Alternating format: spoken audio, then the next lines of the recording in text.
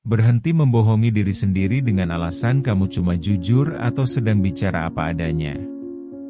Apa yang kamu sebut kejujuran saat emosi sedang memuncak itu sebenarnya bukan kejujuran, tapi serangan yang kamu bungkus dengan kata-kata kasar. Kamu merasa hebat saat bisa membungkam orang lain dengan kalimat tajam, padahal sebenarnya kamu sedang menunjukkan betapa lemahnya kontrol dirimu atas nafsu amarah yang sedang menguasai otakmu.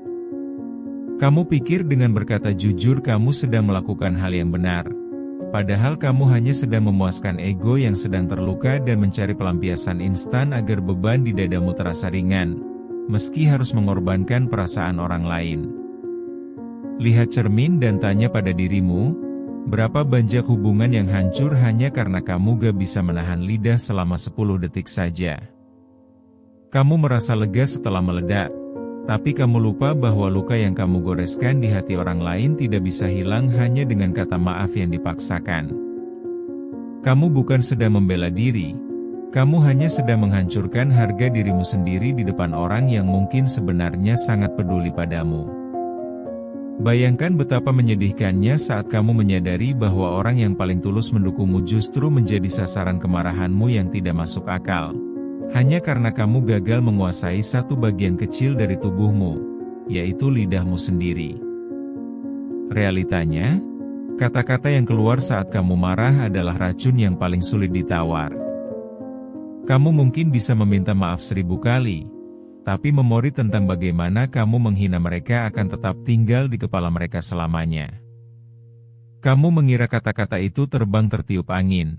Padahal sebenarnya kata-kata itu tertanam menjadi trauma yang membuat mereka takut untuk terbuka lagi padamu. Luka fisik bisa sembuh dengan obat, tapi luka karena ucapan kasar akan membekas sebagai pengingat bahwa kamu adalah orang yang bisa menjadi sangat kejam saat suasana hati sedang buruk. Sadarilah bahwa setiap kali kamu gagal menahan lisan, kamu sedang memberitahu dunia bahwa kamu adalah orang yang tidak stabil secara mental. Kamu membiarkan emosi kecil mengendalikan seluruh hidupmu dan menentukan bagaimana orang lain memandangmu. Orang tidak akan ingat seberapa benar argumenmu, mereka hanya akan ingat betapa jahatnya caramu menyampaikannya saat itu. Logikamu mungkin benar, tapi caramu menyampaikan kebenaran dengan penuh kebencian membuat kebenaran itu sendiri menjadi tidak berharga dan justru terlihat seperti serangan pribadi. Betapa menyedihkan ketika kamu baru menyadari kesalahanmu saat suasana sudah tenang, tapi semuanya sudah terlambat. Kamu duduk terdiam, menatap langit-langit kamar, dan merasakan sesak di dada karena tahu kamu baru saja mengusir seseorang yang berharga dari hidupmu. Penyesalan itu datang bukan karena kamu salah bicara, tapi karena kamu tahu kamu sebenarnya bisa diam tapi memilih untuk menyerang. Kamu terjebak dalam perang yang kamu buat sendiri, melawan rasa bersalah yang tidak ada ujungnya, sementara orang yang kamu sakiti sudah menutup pintu hatinya rapat-rapat untukmu. Kamu sering merasa menjadi korban dalam setiap pertengkaran, sampai kamu lupa bahwa kamu juga adalah pelaku yang kejam. Kamu membenarkan amarahmu dengan alasan kamu sedang capek, sedang tertekan, atau sedang stres.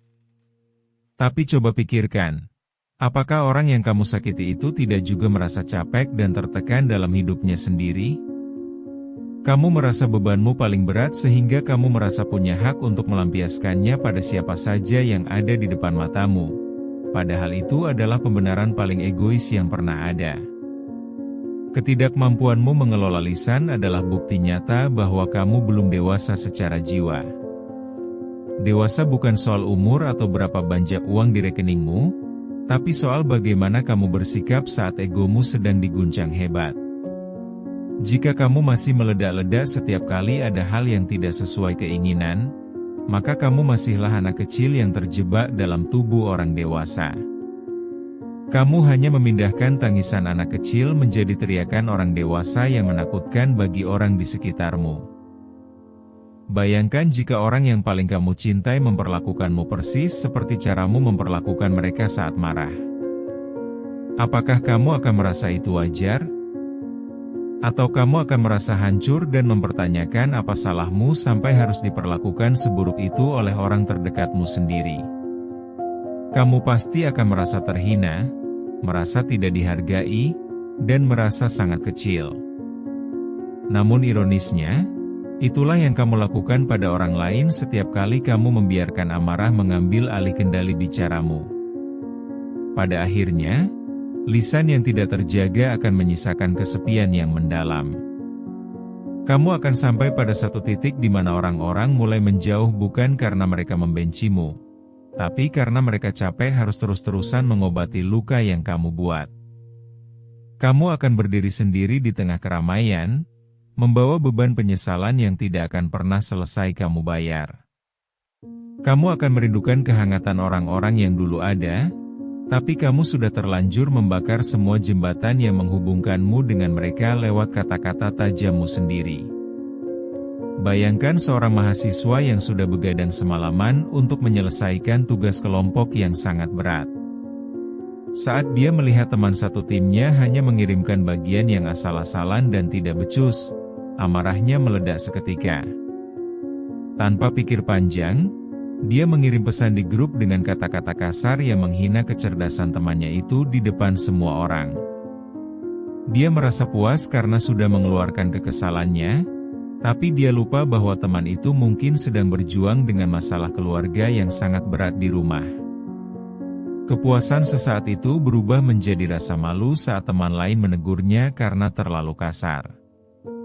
Dia memenangkan argumen tentang tugas, tapi dia kalah telak dalam hal kemanusiaan dan etika.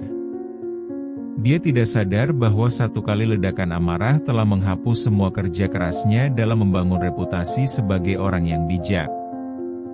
Atau lihatlah seorang ibu yang sudah bekerja seharian, mengurus rumah, dan menghadapi tumpukan cucian yang tidak ada habisnya.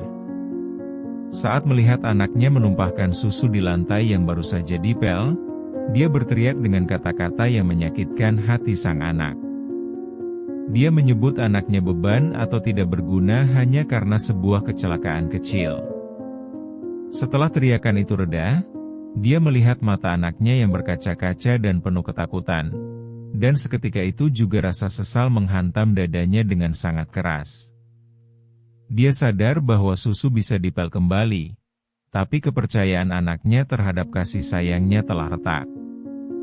Dia telah menukar rasa aman anaknya dengan luapan emosi yang hanya bertahan beberapa detik, menciptakan trauma kecil yang mungkin akan dibawa sang anak sampai dewasa. Ada juga seorang karyawan yang merasa sudah bekerja paling keras, tapi kritikan kecil dari atasannya saat rapat membuat egonya terluka. Dia tidak membantah dengan data, tapi dia memberikan tatapan sinis dan menjawab dengan nada merendahkan yang membuat suasana ruangan menjadi sangat dingin. Dia merasa menang karena berhasil menunjukkan ketidaksukaannya, tapi di mata rekan kerja lainnya, dia justru terlihat sebagai orang yang tidak profesional dan sulit diajak kerja sama. Dia kehilangan respek dari rekan-rekannya hanya karena tidak mampu mengelola emosi selama beberapa menit. Karirnya terhambat bukan karena kurang kompeten, tapi karena mulutnya yang tidak bisa dijaga, membuat orang lain enggan memberikan kesempatan atau kepercayaan lebih kepadanya. Kalian mungkin sering mengalami ini saat berdebat dengan pasangan tentang hal sepele seperti siapa yang lupa mematikan lampu. Karena emosi sedang tinggi, kalian mulai mengungkit kesalahan 5 tahun lalu yang sebenarnya sudah dimaafkan. Kalimat-kalimat seperti kamu memang tidak pernah berubah atau kamu selalu saja begitu keluar begitu saja.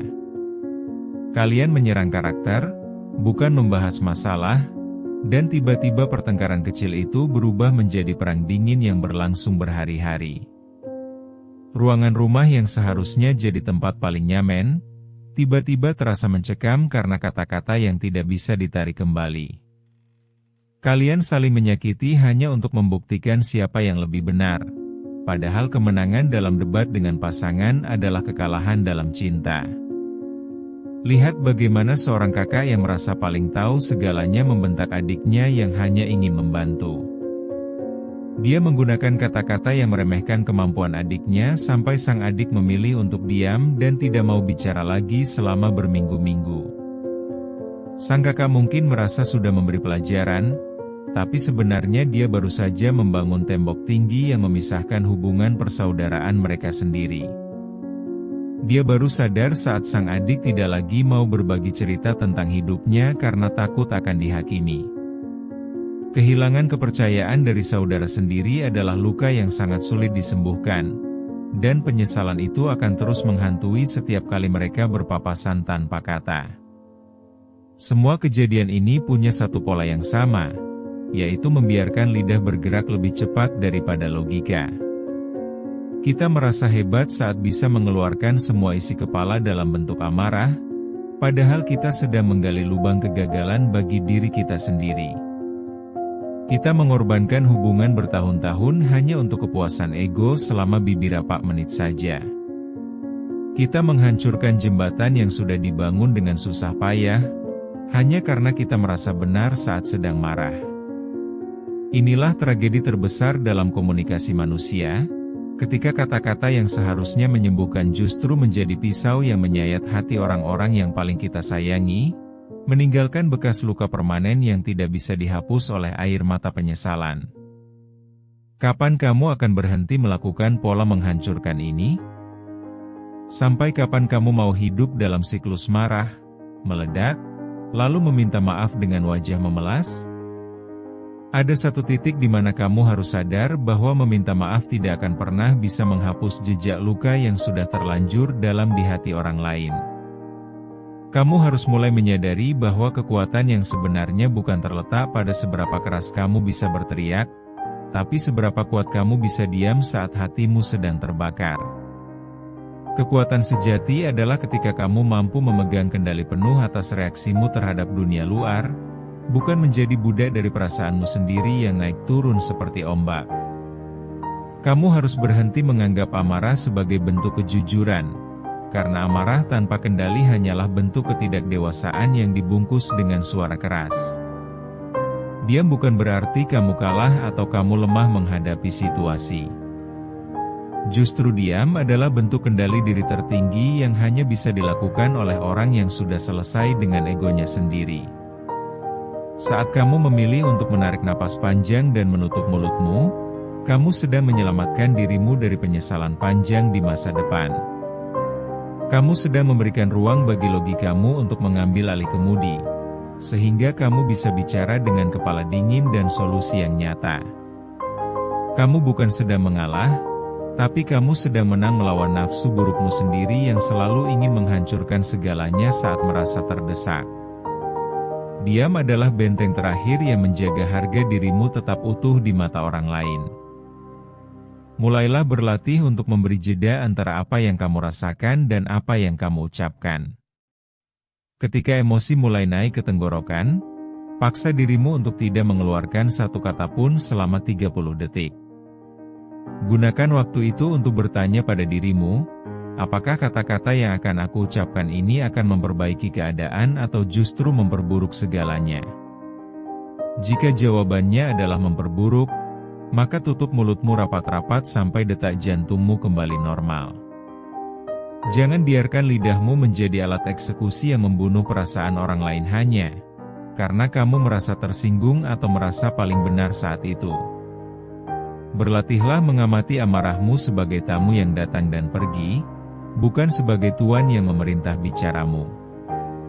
Perubahan ini memang tidak mudah dan tidak akan terjadi dalam semalam. Kamu mungkin akan gagal beberapa kali, tapi jangan menyerah untuk mencoba menjadi versi dirimu yang lebih tenang. Bayangkan betapa berwibawanya kamu saat orang lain meledak-ledak, tapi kamu tetap bisa tenang dan memberikan respon yang bijak. Disitulah kamu akan merasakan kepuasan yang jauh lebih besar daripada sekadar memenangkan debat dengan cara kasar. Kamu akan dihargai bukan karena ketakutan orang lain terhadap amarahmu, tapi karena ketenanganmu yang memberikan rasa aman bagi siapa saja yang berada di dekatmu.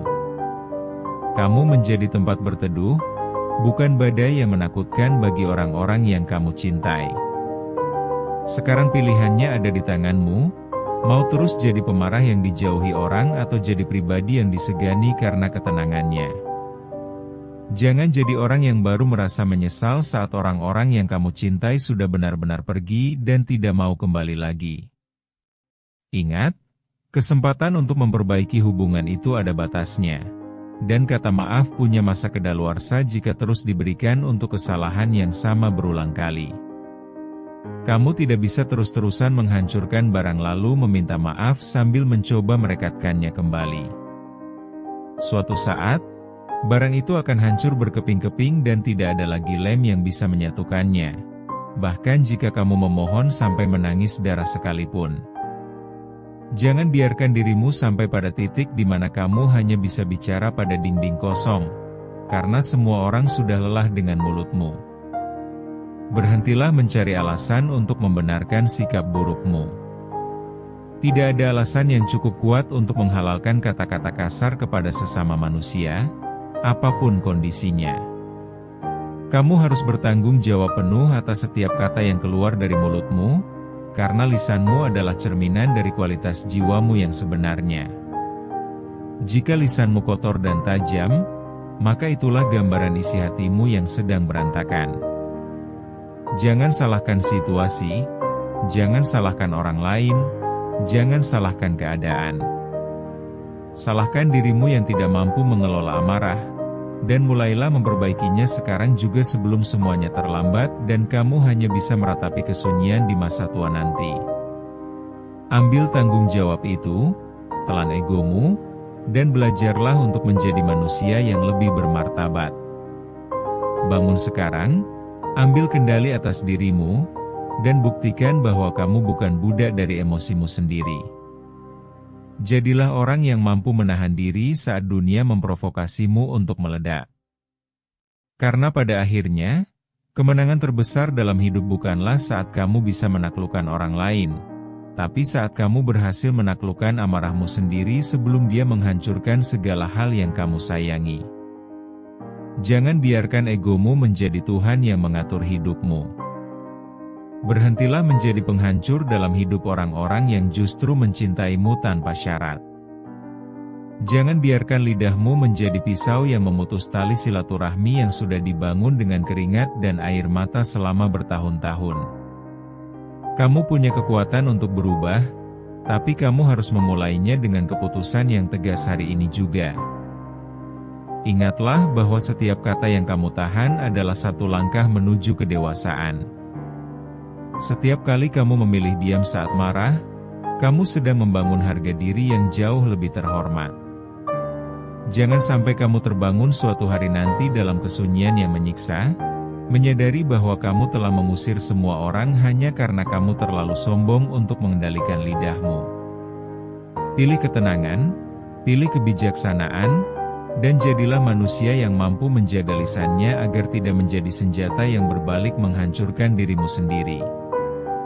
Berhenti menghancurkan, mulailah menjaga. Jangan biarkan satu detik amarah menghapus 1000 hari kebaikanmu. Tutup mulutmu saat emosi memuncak, selamatkan hubunganmu, dan jadilah pemenang atas dirimu sendiri. Sekarang, berhentilah menjadi senjata penghancur, dan mulailah menjadi penyembuh. Lakukan sekarang, atau tanggung penyesalan seumur hidupmu. Jangan tunggu sampai besok, karena besok mungkin sudah terlalu terlambat bagi mereka untuk memaafkanmu. Putuskan hari ini juga untuk berhenti menjadi racun bagi orang sekitar. Berhenti menjadi orang yang hanya bisa menghancurkan, dan mulailah menjadi orang yang mampu menguatkan. Jangan biarkan lisanmu menjadi kutukan bagi masa depanmu sendiri. Ambil kendali itu sekarang, kunci mulutmu saat emosi membara, dan selamatkan apa yang masih tersisa sebelum semuanya benar-benar hilang tanpa jejak.